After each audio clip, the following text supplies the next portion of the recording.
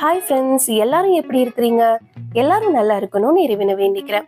அன்னபூர்ணி படத்துல அறுசுவை அண்ணாமலையை விட 13 வயசுலயே நயன்தாரா அவங்க உக்களி செஞ்சு அசத்துவாங்க. சோ அந்த உக்களியை தான் இந்த வீடியோல நான் உங்களுக்கு செஞ்சு காமிச்சிருக்கேன்.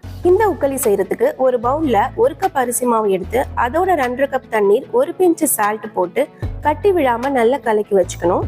அரிசி மாவு பேஸ்ட் ரொம்ப கெட்டியா இருக்காம இட்லி மாவு பதத்துக்கு இருக்கணும்.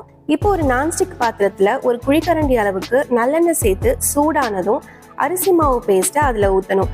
உக்களி ஒரிஜினல் டேஸ்ட்ல வரணும் அப்படின்னா நல்லெண்ணெயில மட்டும் செய்யுங்க, தேங்காய் எண்ணெயிலையோ நெய்யிலையோ செஞ்சிடாதீங்க.